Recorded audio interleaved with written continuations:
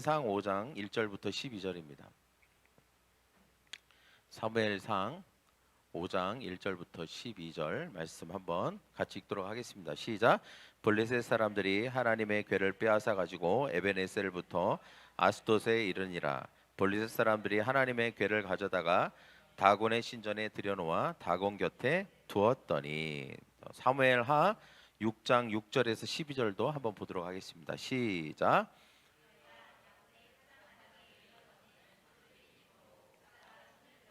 하나님의 궤를 붙들었더니 여호와 하나님이 웃사의 잘못함을 인하여 진노하사 저를 그곳에서 치시니 저가 거기 하나님의 궤 곁에서 죽으니라. 여호와께서 웃사를 충돌하심으로 다윗이 분하여 그곳을 베레스의 웃사라 칭하니 그 이름이 오늘까지 이르니라. 다윗이 여호와를 두려워하여 가로되 여호와의 궤가 어찌 내게로 오리요 하고 여호와의 궤를 옮겨 다윗성 자기에게로 메어 가기를 즐겨하지 아니하고 치우쳐 가드 사람 오베데돔의 집으로 메어 간지라. 여호와의 궤가 가드 사람 오베데돔의 집에 석 달을 있었는데 여호와께서 오베데돔과 그 온 집에 복을 주시니라. 시작. 혹이 다윗에게 고하여 이르되 여호와께서 하나님의 궤를 인하여 오베데돔과 집과 그 모든 소유의 복을 주셨다 한 다윗이 가서 하나님의 궤를 기쁨으로 메고 오베데돔의 집에서 다윗성으로 올라갈세. 할렐루야. 네. 오늘 설교 제목은 하나님의 임재가 머무는 셀입니다. 셀 모임 하나님의 임재가 머무는 곳이라고 하는 제목을 가지고 오늘 말씀을 듣도록 하겠습니다. 기도하겠습니다. 사랑의 주님, 오늘 말씀을 듣습니다. 하나님 앞에 나왔습니다. 하나님의 임재가 하나님과의 만남이 있게 하여 주시옵시고 하나님 우리가 말씀을 통하여서 우리의 삶이 오벳에돔처럼 복받게 하여 주시옵소서. 감사하며 예수님의 이름으로 기도합니다. 아멘. 우리가 지난주에는 우리가 함께하는 것에 대해서 그것이 얼마나 복이고 또 혼자보다는 함께 있는 것이 훨씬 낫고 하나님은 우리를 공동체로 함께 있음으로 부르셨다. 그래서 우리는 함께 해야 된다라고 하는 그런 말씀을 우리가 나눴고요. 또 우리 믿는 자들의 함께 있음은 성령님이 계시고 하나님의 임재가 있기 때문에 또한 그것이 복이 되는 줄 믿습니다. 할렐루야. 네. 우리가 좀 지난주하고 말씀을 좀 이어서 계속해서 우리가 말씀을 나누기를 원하는데요. 특별히 우리가 오늘은 함께하는 우리 작은 교회 공동체인 셀 모임, 우리가 셀 모임이 중요하지 않습니까? 그리고 셀 교회라고도 할 수 있는데 우리가 셀 모임이 또 왜 중요한지 그리고 그 셀 모임이 어떻게 우리에게 복이 될 수 있는지에 대해서 오늘 오늘 우리가 읽었던 이 사건, 사무엘 상하에 나와 있는 사건을 중심으로 해서 말씀을 듣기를 원합니다. 하나님의 임재가 있는 곳에는 반드시 복이 있습니다. 저를 따라해 볼까요? 하나님의 임재가 있는 곳에 복이 있습니다. 네, 여러분 믿으십니까? 네, 오늘 성경이 사실은 그것을 분명히 말하고 있는 거예요. 하나님의 임재가 있는 곳에는 복이 있다. 오늘 말씀에 이 법궤라고 하는 것이 등장을 하죠. 이 법궤는 뭐냐면 하나님의 임재를 상징하는 어떤 것입니다. 그러니까 하나님께서는 모세를 통해서 법궤를 만들게 하셨어요. 그리고 이렇게 약속하셨습니다. 내가 거기서 너와 만나겠다. 할렐루야. 네, 내가 거기서 너와 만나겠다. 그래서 법궤 위 시은좌라고 하는 곳에서 이스라엘과 함께 하시고 만나겠다고 약속을 하셨습니다. 오늘날 우리에게는 실제 법궤는 없죠. 그렇지만 하나님의 임재는 여전히 살아있고 역사하고 계신 줄 믿습니다. 그 임재는 어디에 임할까요? 하나님의 말씀이 있는 곳, 하나님의 기도가 있는 곳, 찬양과 예배가 있는 곳에 하나님의 임재가 있는 줄 믿습니다. 그리고 또 주님께서 말씀하셨어요. 두세 사람이 있는 곳에 내가 너희와 함께 있겠다. 그러니까 우리가 예배 중에도 하나님의 임재가 있지만 또 믿는 자들의 모임에도 하나님의 임재가 있는 것이죠. 그것을 우리는 이제 셀 모임이라고 합니다.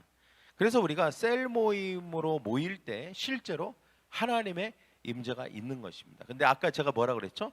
하나님의 임재가 있는 곳에는 뭐가 있다고요? 복이 있다. 할렐루야.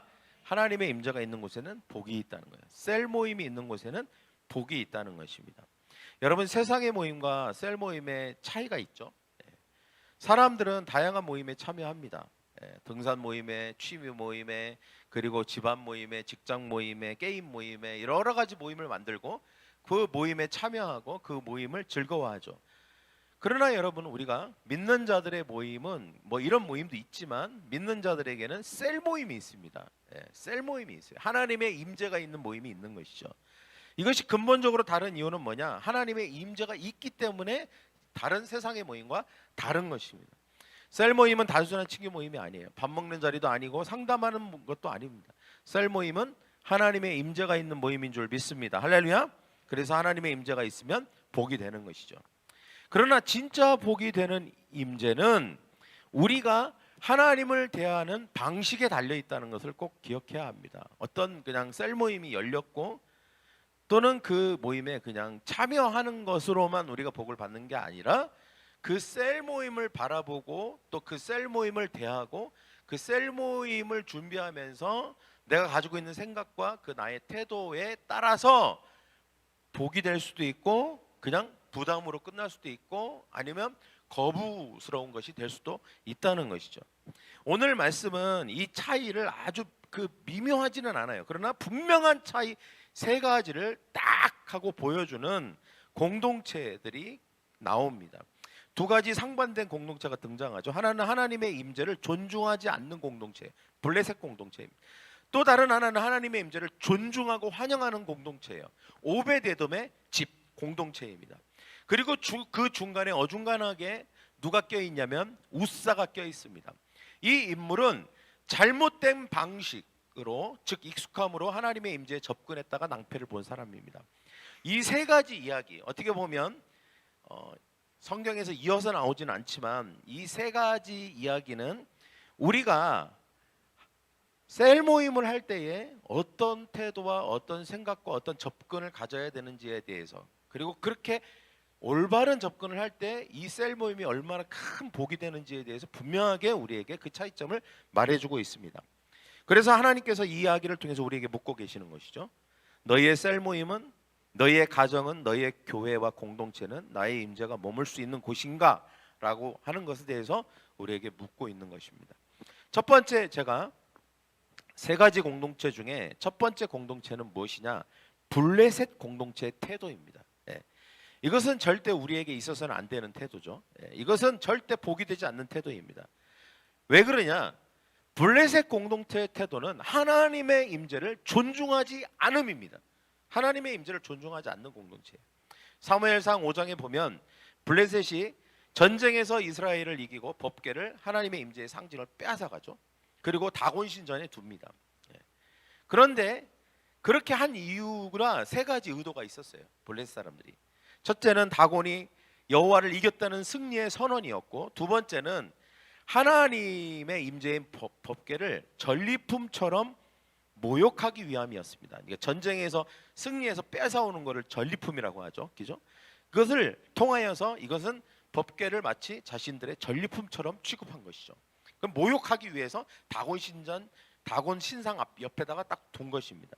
세 번째는 하나님의 주권을 무시하기 위함이었어요. 교만한 것이죠. 하나님이 뭐 살아계시다고, 하나님이 이 세상을 다스린다고 웃기지 마 그러면서 마치 이렇게 다곤 신전 옆에 딱 이렇게 그냥 물건처럼 딱 둬버린 것입니다. 그래서 하나님의 주권과 하나님이 세상을 다스린다는 사실을 깡 무시하고 아주 그냥 교만하게 그렇게 한 것이죠.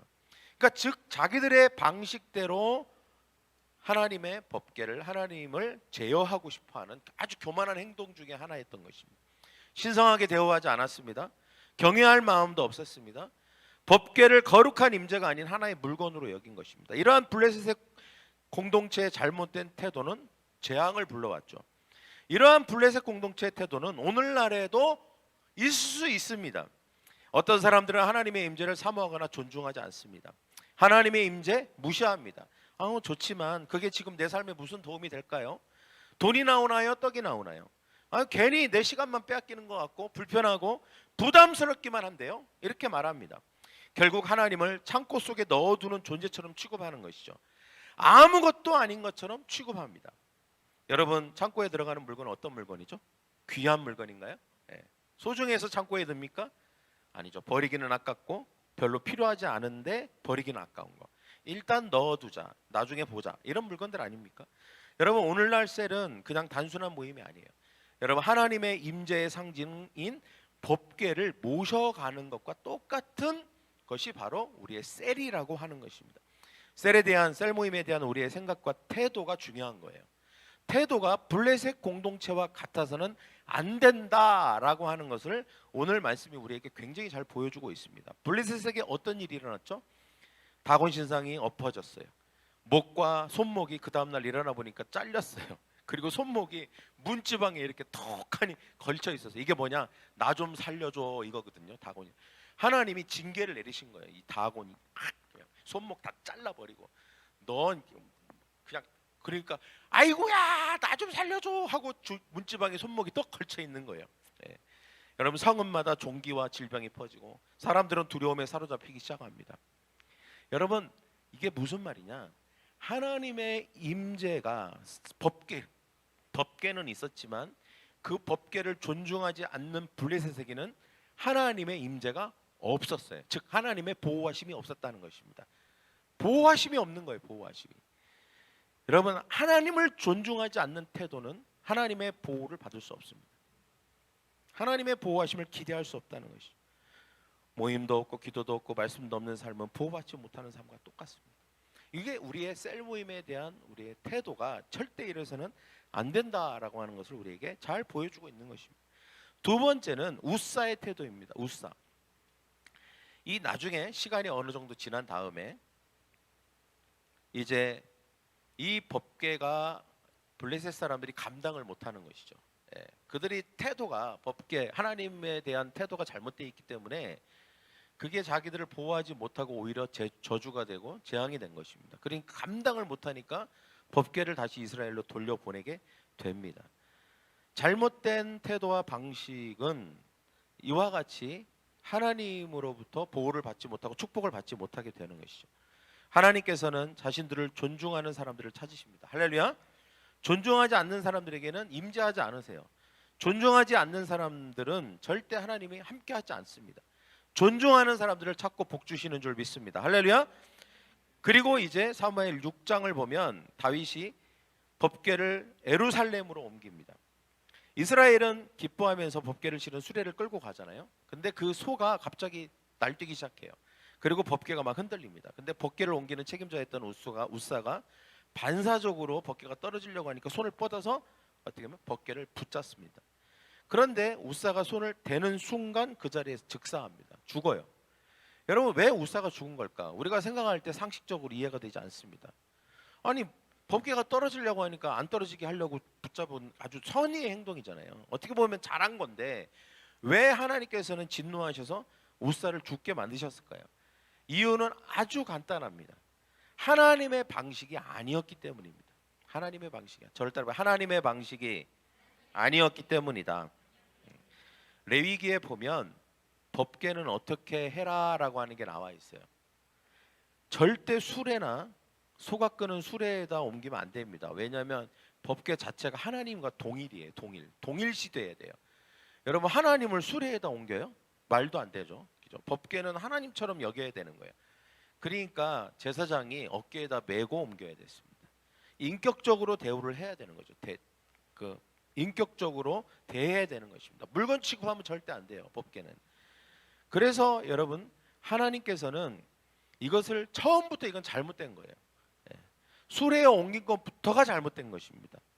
여러분 우사는 그리고 제사장이 또 아니었어요. 레위 사람도 아니고 제사장도 아니었습니다.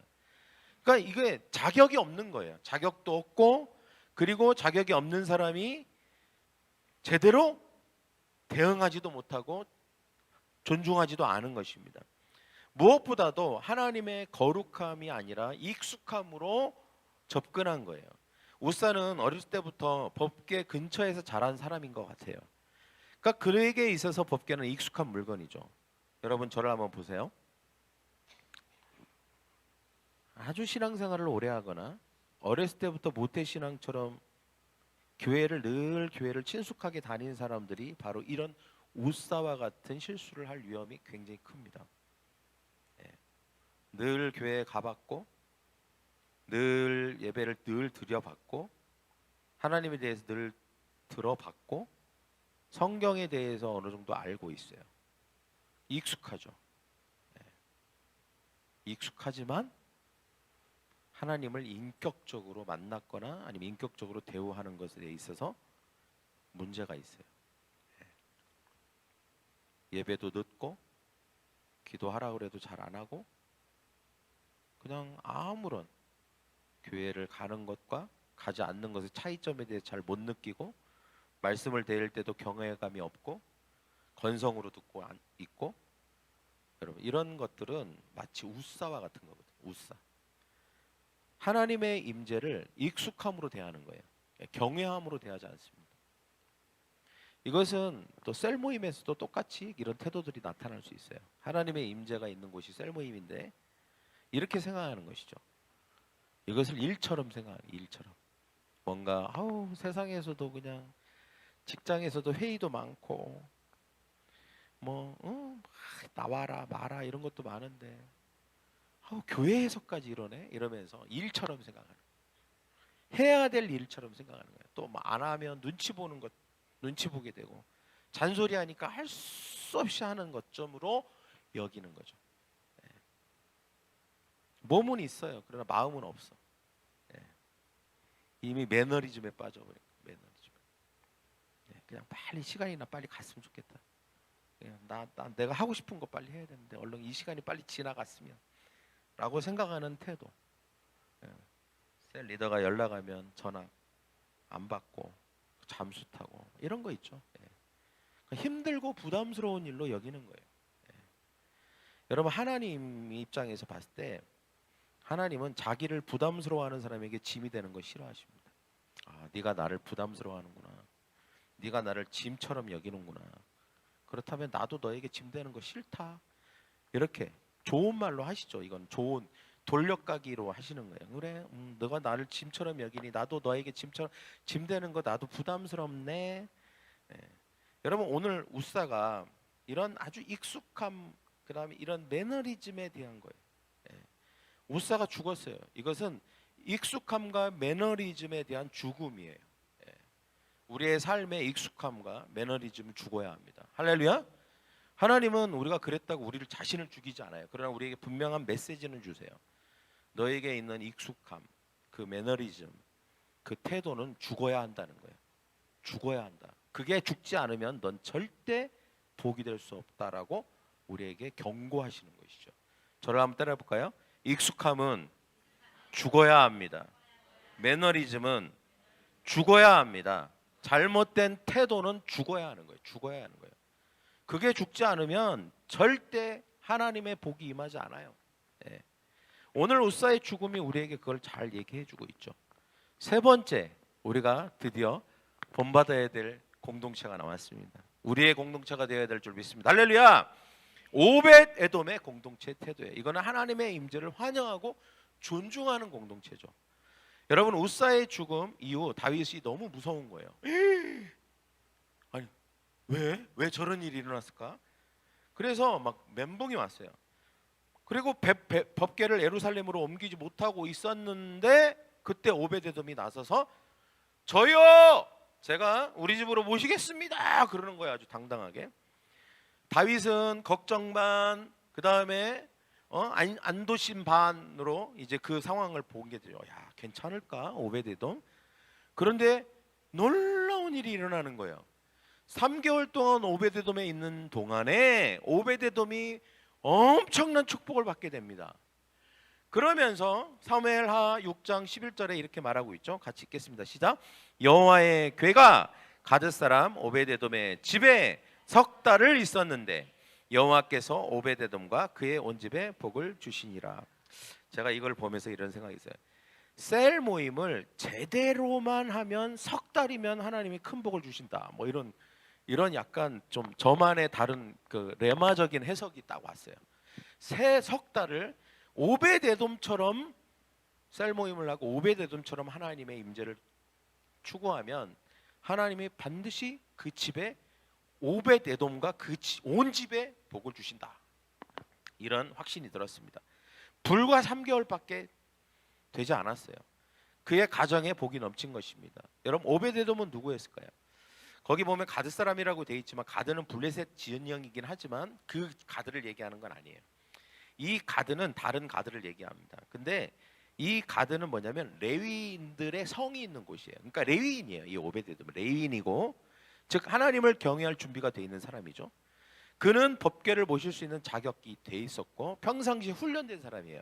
법궤를 어떻게 다루어야 되고 법궤를 어떻게 대해야 되는지에 대해서 가르침을 받았고 알고 있는 사람입니다. 할렐루야. 그는 법궤가 오자 이렇게 했어요. 사람들은 막 두려워서 뒷걸음질 쳤어요. 부담스러워했어요. 그렇지만 이 사람은 법궤는 하나님은 두려워할 존재가 아니라 기쁨으로 맞이해야 될 존재라고 하는 사실을 알았어요. 그래서 그는 기쁨으로 맞이했습니다. 그리고 예배함으로 궤를 맞이했어요. 기꺼이 맞이했어요. 그리고 이것이 영광스러운 일이라는 것을 그는 알았어요. 그래서 진심으로 환영을 했습니다. 여러분 이것이 굉장히 중요합니다. 하나님의 임재 앞에 열린 마음과 믿음으로 반응한 것이죠. 이것이 복의 시작인 줄 믿습니다. 할렐루야. 우리가 예배를 드릴 때나 셀 모임을 할 때나 항상 우리의 마음가짐이 첫 번째 시작이에요. 발걸음 딱 뛰는 첫 번째예요. 이것을 내가 환영하는 마음이어야 돼요. 기뻐하는 마음이어야 돼요. 정말 즐거워하는 마음이어야 되는 거예요. 부담이나 아니면 짜증이나 아니면 짐스럽게 생각하거나 이렇게 하는 순간 끝난 거예요. 그냥 이것은 절대 하나님의 임재를 통한 복이 될 수 없어요.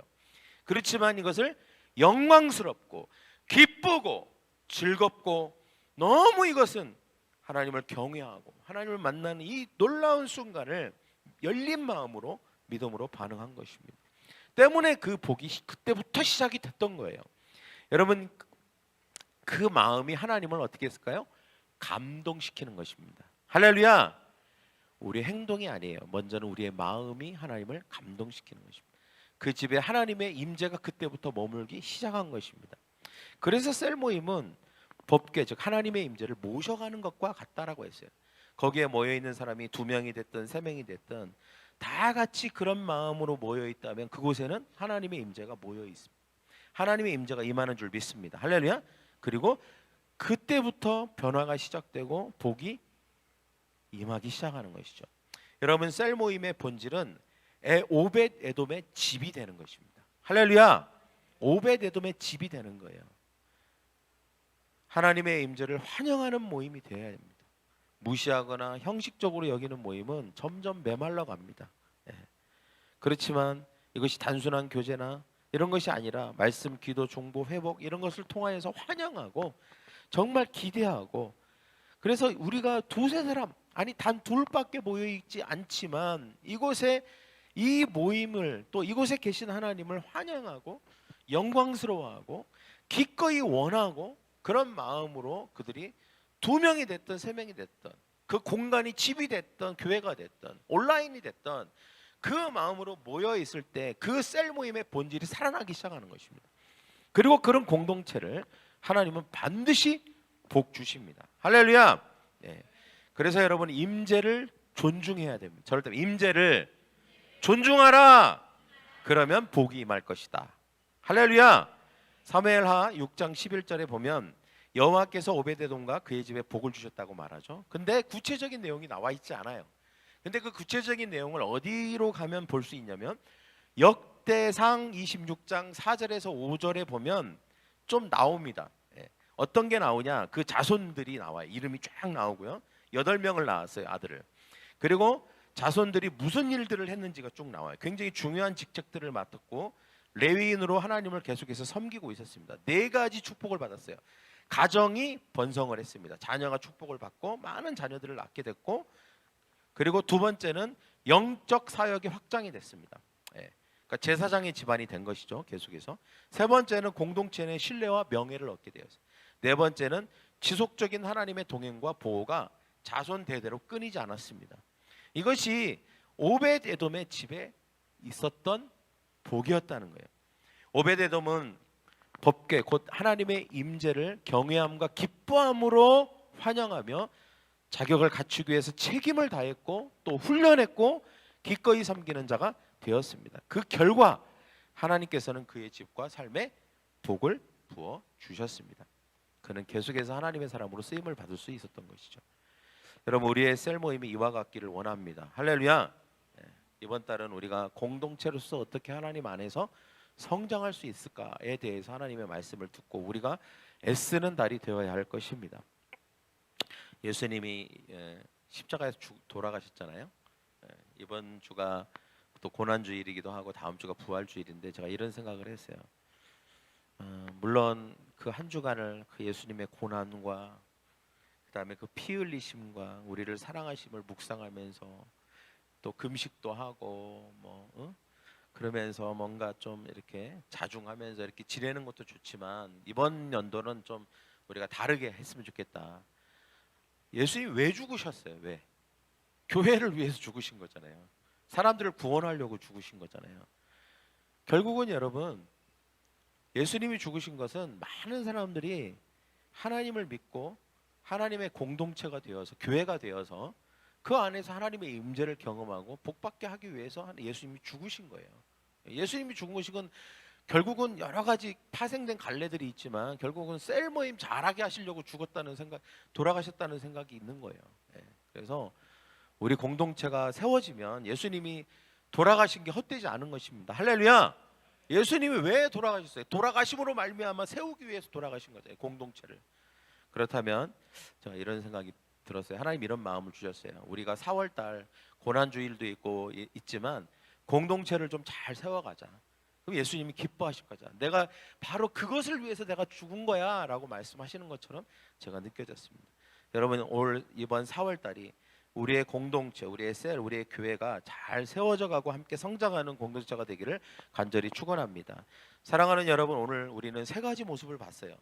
블레셋의 모습을 봤고, 우사의 모습을 봤고, 오베데돔의 모습을 봤죠. 블레셋은 임재를 무시하다가 공경에 처하고 결국 임재를 다시 빼앗겨버린 공동체, 존중하지 않는 공동체. 우리의 공동체는 절대 그런 사람이 있거나 그런 셀이 있으면 안 됩니다. 두 번째, 우사는 하나님의 임재를 익숙하게 여기다가 매너리즘에 빠져갖고 결국 복을 잃어버리고 공경에 처해버린 공동체입니다. 여러분, 이 역시도 절대 우리의 모임 가운데, 우리의 셀 모임 가운데는 있어서는 안 되는 모습입니다. 그런 태도는 절대 우리에게 있어서는 안 돼요. 그런 태도가 있다면 반드시 그것은 죽여버려야 돼요. 익숙함을 죽여버려야 됩니다. 매너리즘을 죽여버려야 돼요.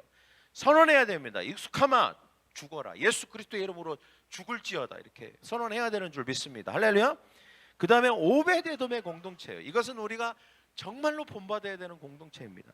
임재를 환영해야 돼요.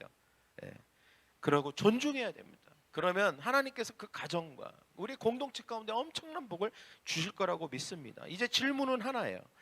저를 따라해 볼까요? 우리의 셀 모임은 어떤 모습입니까?